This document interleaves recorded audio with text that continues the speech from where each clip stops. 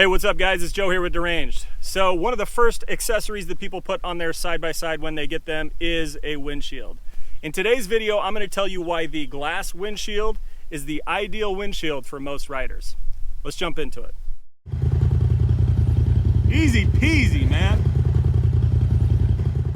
Okay, so before we get into why the glass windshield is the most ideal or best windshield for most people, let's talk about what type of windshields there are out there.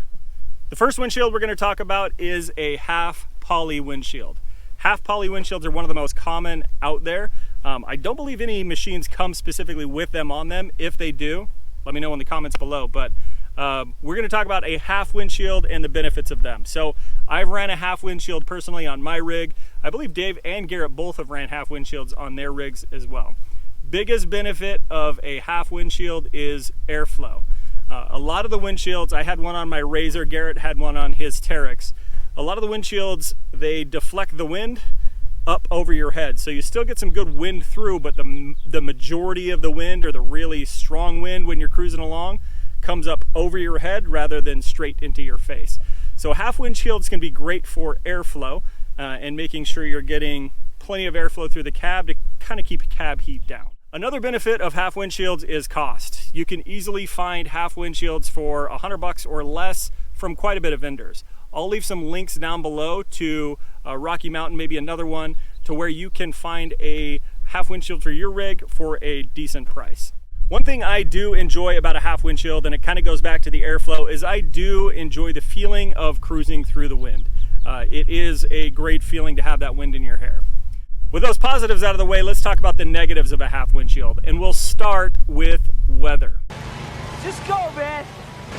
That sure is warm. I've been on multiple trips where you head out and weather looks great, especially here in Arizona with the monsoon season. We have storms that show up basically out of nowhere. And on a few of those trips I've taken, we've cruised out, didn't bring any rain protection or anything like that, and got caught in the middle of a storm where we're cruising along as a family in the rig and get pelted with rain and everything else as we're trying to get out of this storm. So big negative of having a half windshield is if you get caught in a rainstorm, you're going to be wearing the rain. The next negative for a half windshield is the fact that it's going to scratch. The majority of half windshields you can buy hard coated, poly coated, ceramic coated, whatever it is, 9 times out of 10 you're still going to get scratches. Dave has a $1,000 windshield plus or minus $100 on his Can-Am XRC, and he still gets scratches on his windshield. There is no plastic that's going to give you perfect no scratches ever at all. You're always going to risk having scratches with a plastic windshield. All right, let's talk about the next type of windshield, and that is the plastic flip up, flip down style windshield. A lot of the times they separate, so you got a half windshield and you can pop up the half of the windshield and have some good airflow come through, or they even have the entire thing fold up or fold down depending on the manufacturer or the windshield. Those type of windshields can be great as well. I really like Dave's on his XRC. It is a full windshield. It's polycarbonate or plastic or whatever. It pops up and pops down by the push of a switch. Great windshield. You still risk the scratches on it. These flies are driving me nuts. I'm in the middle of a farmer's field, in case you were wondering, well, in what is now a riverway in a farmer's field anyway. Those flip up and flip down windshields, like I said, they give you the best of both worlds. If you run into a rainstorm and you have that windshield up, all you got to do is drop it down. If you have half of it up, all you got to do is drop that other half down. They do give you the best of both worlds as far as protection goes, from the wind and from the elements. Again though, you got to look back at the negative of it, and that negative is the potential scratches that you have on your windshield that just will not go away. Imagine yourself mudding, right? And you go through, or just hitting a big mud puddle in a storm. You go through that and it splashes mud and rocks and whatnot up onto your windshield. So what do you got to do to get rid of it? Well, you got to get a water bottle. If that doesn't come off, you're going to have to use a rag or something else to get it. Oftentimes, you're going to have rocks and other debris in that mud that is going to scratch your windshield. So you run that risk with a plastic or plastic style windshield. And if you've ever been driving down the road with a scratched up plastic windshield, you know the glare can be pretty intense and in some cases keep you from being able to see real well, especially when the dust starts to collect. With that said, let's talk about the dust on a plastic windshield. So Dust tends to attract itself to static, wherever that is. And it does build up pretty easy on a lot of plastic windshields if you wipe it down with a microfiber rag or whatever else. When that static builds up, it attracts dust, and you get a dust issue on your windshield. When the dust builds up, it can make it difficult to see, especially when you're driving into the sun.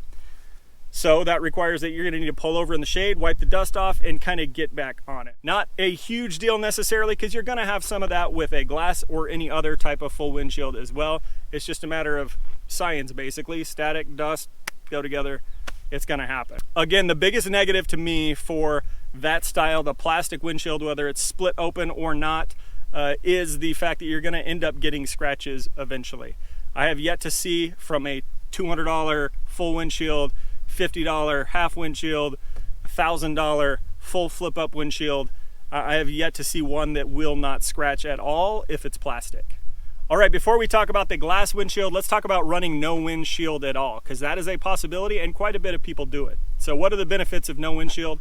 First and foremost, no break-in, no cost, no installation, none of the hassle that comes along with the windshield. Then comes all the negatives, right? No protection from the elements, no protection from the wind, the sound of the wind, or anything else. You're taking everything right in your face. I enjoy that on occasion, not always, but I tell you who hates it always, every time, my wife. And I know a lot of wives out there are similar or feel the same anyway. Another option that some people do is they run a windshield a lot of the time, but hey, if they're going to the dunes and they know there's going to be great weather, or if they're going somewhere where they don't feel like they need a windshield, pop the windshield off and run the day without the windshield, pop it back on when you're done. Not super easy. With mine, it wouldn't be worth the hassle, if I'm being honest, with a glass windshield on. But if you have a half windshield or some of these ones that pop on and pop off, relatively easy, can be installed in 10-15 minutes, then maybe that's a good option for you. Utilize it when you want it. Don't utilize it when you don't. Okay, the last windshield we're going to talk about, and the one that I think is the best choice for the majority of you out there, is the glass windshield. Before we get into it, why don't you tell me in the comments down below, or us in the comments down below, which windshield you think is the best for all users. Let us know in the comments below, and we'll chat with you down there about it. So to me, there are a few huge benefits to having a glass windshield. The biggest one being no scratches. You're not going to scratch a glass windshield. You're not going to run into some leaves or an overhanging branch or whatever it is and run a scratch up on it. You're not going to splash it with mud, wipe the windshield off, and end up with a bunch of scratches on your windshield 99.9 times out of 100. The next benefit is the same one you get from other kind of full windshields, and that is protection from the elements. It blocks the wind, blocks the rain, everything else. They're also super sturdy. You're not going to have them break or crack super often. A key thing to look for when you're looking at a glass windshield, though, is ventilation. You can find glass windshields out there that have no ventilation at all, and I definitely would not recommend those. The reason why, you need some sort of airflow coming through the cab. Ideally, you have ventilation like here on this Dirt Warriors windshield that we offer on our website.